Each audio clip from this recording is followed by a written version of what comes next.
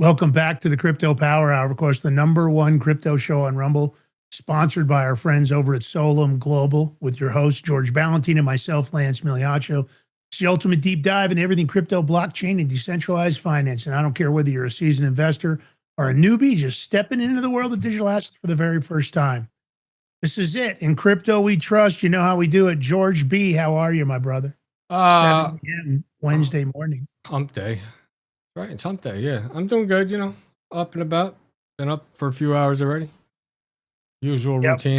Gotta get that rise and grind in. Of course, for all you guys that are tuned in here over on Rumble, thank you so very much. If you're watching us on YouTube or Rumble or Locals, don't forget to hit that follow button, man. We appreciate those follows. We're the fastest growing crypto show on Rumble. We're also the number one crypto show based on views. So there's a reason you guys are here. George does these amazing education pieces. Of course, we love our crypto, but of course, we always love our sponsors, and we do love our gold and silver. I'm holding up the Prepper Bar, the 62.2 gram Prepper Bar, perforated and very easily broken down into your choice of 3 separate denominations. You can see the denominations when I tilt the bar. Of course, I don't care whether this is asset protection from inflation, diversification, economic turmoil, or in the case of the Prepper Bar, it's very unique utility for barter and trade. Makes a perfect gift. Nobody doesn't like silver and gold at these prices. It's a great thing to have. You have it on hand. I have gold and silver my dad gave me when I was a very small child. I still have it. The point of the matter is you hold on to it, goes up in value, and it's a great backup plan just in case you can't count on the U.S. dollar. We're $40 trillion in debt. I know Donald Trump's in the warehouse, but I don't think that's the perfect solution for everything. Nobody's addressed the debt. They just keep spending. We haven't seen enough arrests when it comes to, for example, all the Doge fraud. Get some gold and silver. It'll be your peace of mind sitting in your sock drawer, your safety deposit box, or your gun safe. Now, George makes it easy. There's the QR code. Just take a snapshot, and that'll take you right there after the show. Don't go there now. And, of course, don't forget your promo codes. Big Mig Gold, that'll get you 5% off on the gold. And Big Mig Silver, that'll get you 10% off on the silver. Head over there, or you can give them a call at 888-526-7154. 888-526-7154. And don't forget to tell the team over at Genesis Gold Group, the Big Mig Show sent you. You'll get that discount over the phone also. All right. We're ready to rock and roll. Break me off a piece of that Prepper Bar. And there it is. We're ready to rock and roll. George, you got a great education piece. A lot of people have been asking, I understand there's a lot of regulation. I understand the Genius Act and the Clarity Act and institutionals, money is in the game now. And sure, there's a lot going on, but they're also asking us on the show or in our chat. I got an email about it, but I need you guys to connect. What's the impact on our portfolios?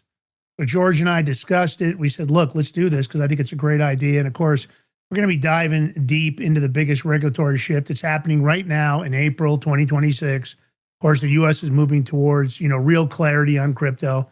That's why they called it the Clarity Act. We don't have to worry about Gary the Weasel Gensler. We now have a Fed chair nominee, Kevin Warsh. He just stated in his confirmation hearing that digital assets are already part of the fabric of our financial system. That tells you a lot that it's being integrated into the SWIFT code and the rest of it. Senator Cynthia Lumos is pushing hard with urgent warnings that this is our last real window for major bills before the midterms could delay everything until 2030. And of course, several key pieces of legislation, they're advancing. So this isn't really, your normal Washington abstract drama. It's going to directly affect your portfolio. You're going to learn more about how they're integrating Bitcoin as a national payment system. Already, Warsh has made a statement about that. You got institutional money inflows and ETFs that are just blowing up. Which is going to reduce your risk levels because, of course, the more accepted adoption is, the more players are in the game, the risk goes down. And, of course, innovations you're seeing in Web3, DeFi, and, of course, everything else. But, look, I think I always like to do this because Before you start with definitions, I have a question for you. Yeah, please. Because I just want so people understand. You said, it said that Senator Loomis said this is the last window for major bills before midterms could delay everything until 2030. That was her statement, right? Yeah. Okay, people. So you understand, we're in 2026. 2026. She's talking about if the midterms don't go the right way, no legislation will be passed for 4 years. make that make sense. Just saying. Yeah. Vote wisely. I'm not going to tell you. I'm not going to tell you who to vote for. But it is frightening. But vote wisely. Don't believe everything you see on the TV or what this influencer is saying. Do your own homework. Yeah. I mean, it's crazy. It is. It's horrible. Why? Horrible, because everybody knows if the Democrats take control of the House and the Senate, they're just going to start with all their normal bullshit. And if we don't start cutting them off at the knees, and if we don't recover the money, it's just an awful situation. It doesn't matter crypto or otherwise. They don't care. They don't care about the American public, specifically the Democrats, but even many of the Republicans. John Thune can't even pass the SAVE Act. My God, get out of here. Of course, that's not about crypto.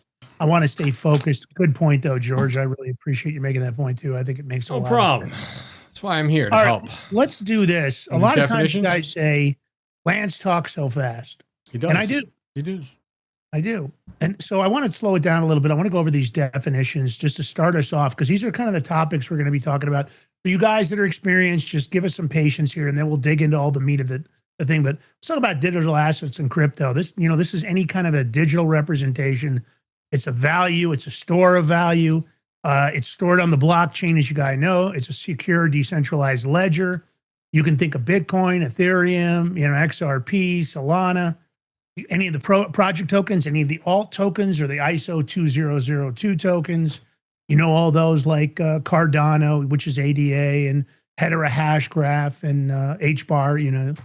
There's many of them. So you just know that that's what that means. And of course, when you talk about the SEC and the CFTC, now at least there's separation. This was always the problem, that the SEC was trying to regulate crypto and they didn't know, their ass from a hole in the ground. So the SEC regulates securities, investment contracts. The CFTC regulates commodities like gold or oil. And now they're involved with, of course, digital assets.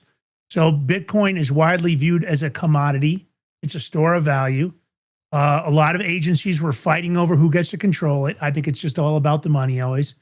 And of course, that created a lot of uncertainty. We're getting out of that uncertainty, okay? So market structure legislation, you got to think about the laws that set clear rules of the road. Who regulates tokens, how exchanges work, and protection for users and the builders. All that's necessary. That kind of regulation is important because it kind of greases the skids when you're creating a project, or you're working, or you're raising capital, in Wall Street or any of the hedge funds. You got to be able to give them specific answers. And without good regulation, that shit's all out the window. And then, of course, you got money transmitter rules. The original rules, most of the strict banking stuff was under SWIFT. That's changing.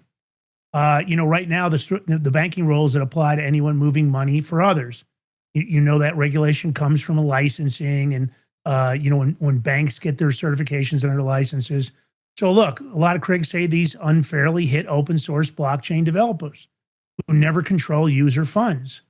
And they're right. That's why we need a different system. That's why Web3 is coming online. That's why you see XRP doing everything it's doing. And that's why they're blowing up right now. Lots of institution buying. Now, remember, nothing on the show is financial advice. Always talk to your own financial advisors. I'm not a licensed financial advisor. I'm just a guy that does a lot of research. George is a guy that does a lot of research. We're online all day long. We like to transmit that information for you because we don't want you to miss out on generational wealth. We don't want you to look back and say, son of a bitch, why didn't I buy some Cardano, or why didn't I buy some XRP or some Solana? Many people could have bought Bitcoin when it was for free, basically. It cost nothing. But, hindsight's always better than foresight. And let's talk about these strategic Bitcoin reserves, these strategic treasuries. The national stockpile for the U.S., they're talking about Bitcoin, Ethereum, Solana, and XRP. Right now, they're building it from seized assets, and they're going to potentially expand it. They're talking about Bitcoin as a strategic asset, similar to gold or oil reserves, as are many countries. El Salvador, you name it, the UK. There's all these countries that have now jumped in. So look, all these definitions help because, of course, we have to look past regulatory fog, right? You want to think about innovation. You want to think about the big push of innovation overseas and who we're competing with. Dubai, the UAE, they want to be the crypto capitals of the world. Donald Trump says we're going to be the crypto capital of the world, but it takes a lot to do that. So all this new development is aiming to bring all that back home. That was the big strategy. And I think we should start off by talking about Kevin Warsh, who's now the new Fed nominee. And it looks like, George, he's embracing crypto, which right away makes him better than Gary, that jackass Gensler, or even Jerome Powell, because clearly Jerome Powell hasn't embraced crypto. I don't think a lot of the government people have embraced crypto. Look, I mean, you said the Clarity Act, more like, I mean, right now, I would call it the Sabotage Act, because there's nothing clear about it, because the bankers are trying to get a hold of it. But do we have our saving grace? Is it Kevin Warsh? I don't know. We'll find out. He's the Fed nominee that's embracing this crypto revolution. Finally.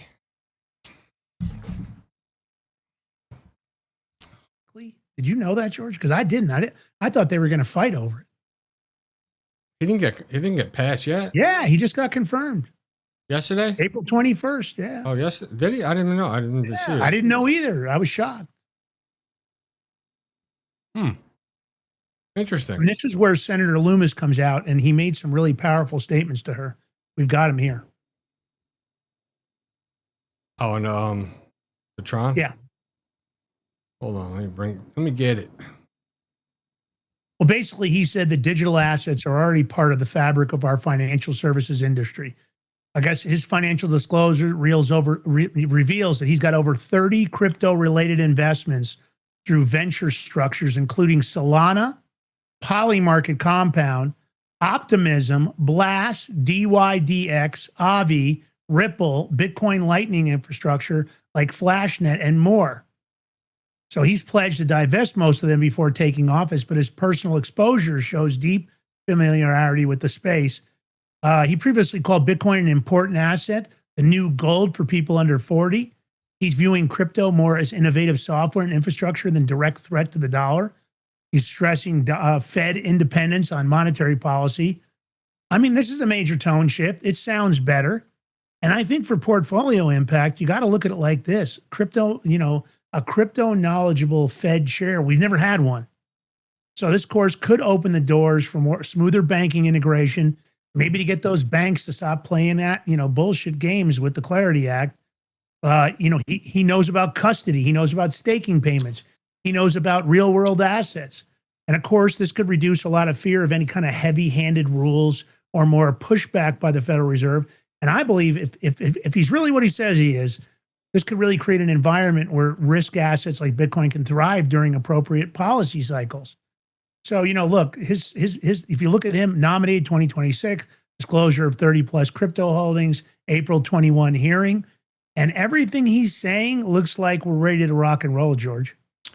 Hopefully, I mean, look, it looks like it, right? We've heard in so many different aspects, not only in crypto, but other aspects where we thought we were ready to rock and roll.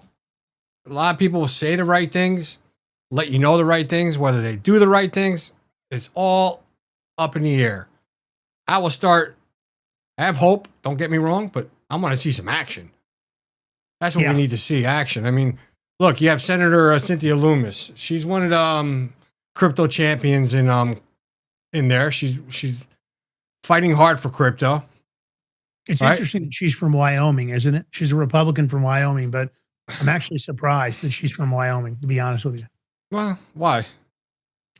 Because Wyoming is just, if you know Wyoming, I've spent a lot of time there. It's not what I would call a harbinger of technology and a threshold idea of new concepts. If you spend any time up in Wyoming, that is not what that state's about. I disagree, because with the forefront, with computers and everything, and people go to college, they learn all that stuff. Look, I'm with you. She's the chair, Lance. She's the chair of the Senate Banking Subcommittee on Digital Assets. It's got to mean something. So she must be. Look, I like her already. I mean, listen, she asked the right questions during the confirmation hearing. I listened to some of them. She met with Warsh, before and after. She's pushing on him to get all the banks to embrace the crypto services. And she also, set up, has been issuing urgent warnings. And she goes, this is our last chance. She mentioned that. She stresses that without action now, innovation and capital could continue flowing offshore. And she's right. Look, Singapore wants to be the crypto capital of the world. Dubai wants to be crypto capital of the world. And these are not, when it comes to financial institutions, Singapore is not to be played with, and either is Dubai. They've got an incredible amount of capital. Mario Norfall runs his operation out of Dubai because his big investor for $50 million came out of Dubai. So, you got to look at where everybody's working out of right now. You don't see that same inflow here. You don't see this major amount of capital because the government isn't necessarily reinvesting in crypto businesses or giving them access to capital. So you would think that education would be a top priority for them, but it's not. Lance, we have to make a correction. Kevin Warsh has not been confirmed as the Fed chair yet. Oh, was that just his confirmation hearing? Well, I was going to tell you, but he was he completed his Senate Banking Committee hearing. Oh, okay. I got you. Well, my bad. That's my mistake. Yeah. So, there'll be hearings. That was all me. Okay, it's all right. I make mistakes every day. He did that hearing. They meet with senators. They will question him in their offices, all leading up to his confirmation. Right. But, hopefully the confirmation will go through smoothly. I like the guy already. What he's saying, I like what I'm hearing. We'll see. Listen, if you let's look at some Democrats like Senator Warren. She's allegedly for crypto. So we'll see. Let's see how she takes to this guy. But you never know. Yeah. You don't know what politicians, they say one thing and do another. And it's not a shocker that they do that because they've been doing that from the beginning of time. Well, let's just talk a little bit about the Clarity Act. I just thought that maybe some of the people in the audience might not even know what the hell the Clarity Act is, George. So maybe Lance, I don't even think the politicians know what the Clarity Act is because it's look, all right, the Clarity Act is the Digital Asset Market Clarity Act. It aims, and I say that, to clearly separate securities from commodities, oversight for most tokens and trading. Now, our gracious House has already passed it with strong bipartisan support. However, the Senate markup is targeted soon. Now, the Senate was going to go to vote with the Senate, but there was things that were snuck in there to really stifle stablecoins and help and more for bankers with their interest rates. They wanted to get staking away. And I think the CEO from Crypto.com spoke out, and another one spoke out, and that's when they quashed this up. They got caught red-handed. They were going to try to sneak it through, but they got caught. That's why when they do bills and they want to pass it right away, don't give people to read a stack like this. It's just not right. But that's what it is. You have the Blockchain Regulatory Certainty Act. Now, it also has bipartisan support. It protects non-custodial blockchain developers and infrastructure providers from being targeted as money transmitters if they don't control users' funds, which is big because you've seen on some sites, who was a Chinese guy? He got charged for what? They said money laundering and stuff. Trump pardoned him. I forget his name. But it's to protect stuff like that because, look,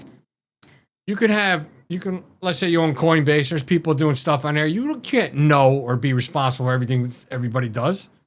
You're not supposed to know. It's crypto anyway. Then you have the Mind in America Act. This boosts domestic crypto mining and helps codify the strategic Bitcoin reserve. Why only the Bitcoin reserve? Why not the crypto reserve? I don't like that. It should be the strategic crypto reserve. Then we had George, those are two important acts because I don't think we've ever talked about the Blockchain Regulatory Certainty Act or Mind in America Act before in the show, have we? Because I don't remember ever mentioning those. No, I don't remember were you either. Were you thinking about Ross Ulbricht? I gotta be honest with you. I didn't even know there was a Mind in America Act or block. I didn't either. I'm gonna keep it real with you people on it here. I'm not gonna lie. Yeah, I was looking at about the Blockchain Regulatory Certainty Act because I remember about Wyden doing the bipartisan support. But the Mind in America Act, I had no idea. And George, were you talking about Ross Ulbricht a little while ago, who got the pardon from Trump? Ross Ulbricht is not Chinese. He was the founder of Silk Road. No. Oh, okay. I didn't know if that was who you were trying to. I said he was Chinese. Oh, I don't know then. I don't know who it was. Okay. All right, fair enough. Go ahead. I didn't catch the Chinese part. That was my mistake. No, that's all right. Okay. All right. Well, let's cover these. You got the thumbnail up. So the Clarity Act. You got the Blockchain Regulatory Certainty Act. You got the Mind in America Act, and of course, the Genius Act's the final one, George. Yes, the Genius Act, which has passed. So that was your forefather here in moving crypto into new, innovative ways with the government to allow us to have our own DeFi money. Lance, what scares me when a Fed guy is for like digital assets, you know, you think like, are they going to try to digitalize the money too and go all digital and get rid of like paper money? Yeah. You know, they do want to track every dollar. You know that they're even doing it with Venmo and Zelle payments, and they're telling you got to report everything over, you know, $600, and they want to track all the small money, but yet they can't pass an audit. The DOD can't pass an audit. USAID is just stealing money. I don't know. I agree with you. I'm worried about that. I don't want to see the Federal Reserve take control of a digital asset. Already, I don't like the Federal Reserve for what they are. I don't like the fact that we've got this private institution controlling our money, controlling our Fed policy, charging us interest. I don't know, George. It's a little frightening when you get into all this regulation. I think it's important, but I think you always got to have a plan A, B, C. They already started because they're not minting pennies anymore. You know, start with the small, you know. Yeah, that's right. Cut out people get used to it, and then they're just going to go to the next one until it's boom. If you think about it. No nickels, no quarters, no dimes. They got rid of physical paper money and coins.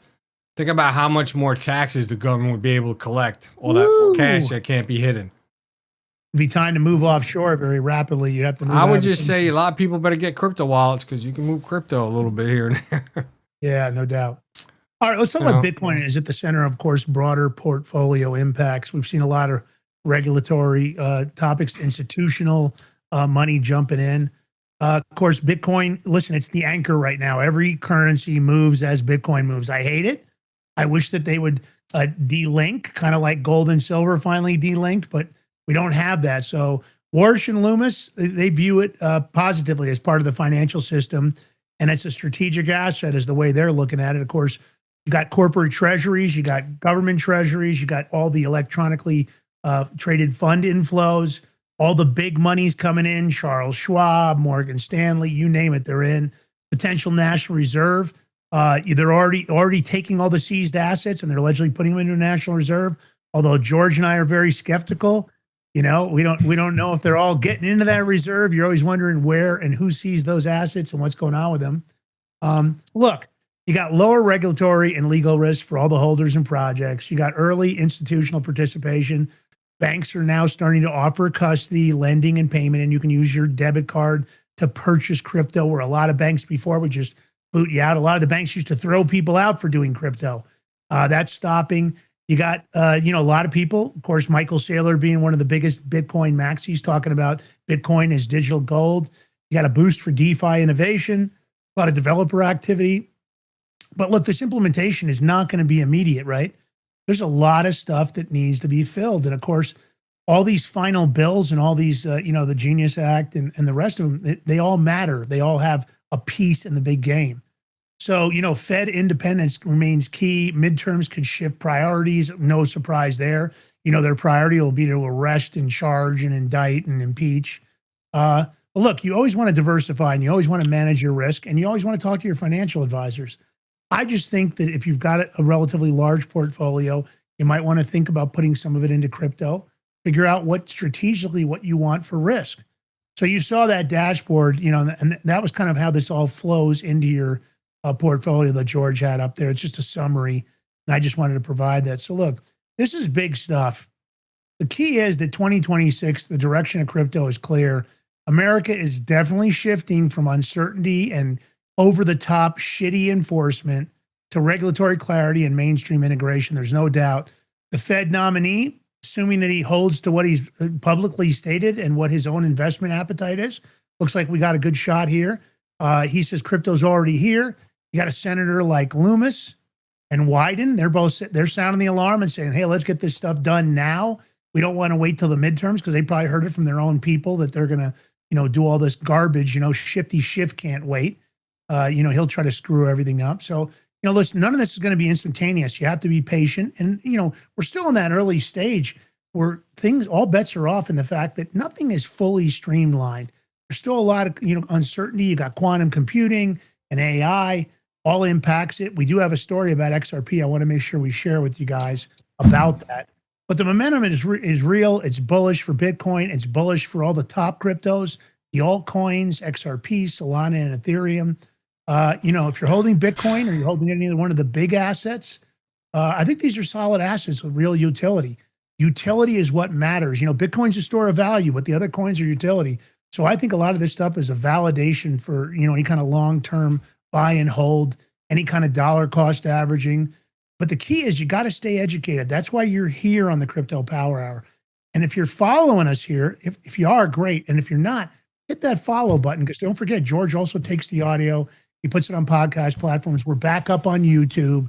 We're on locals. So we're everywhere you need us. So listen, the power shifting, making sure your portfolio is powered up with it. What part of these developments excites you most? Let us know in the chat. Let us know in the comments.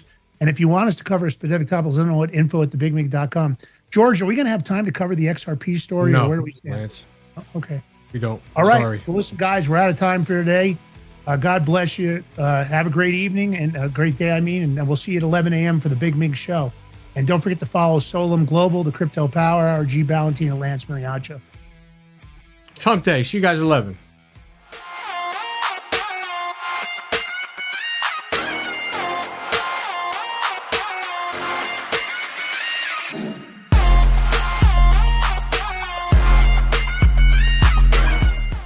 Are you ready to stand up for your community and support your local sheriff?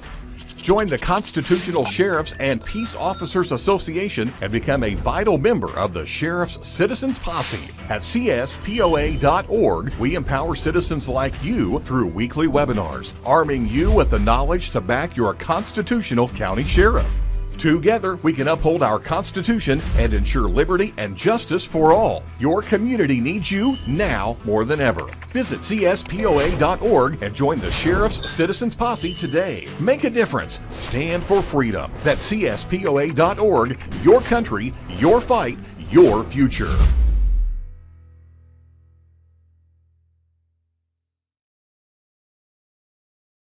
What if you could predict your financial future? And what if you could trade on it? Introducing Block Trust IRA, the future in your hands. An astonishing 88,000 millionaires were created last year from the Bitcoin boom, and you could be next. Block Trust IRA is the only crypto management firm powered by AI-driven strategies, ranked #1 in the world by Bitcoin Magazine.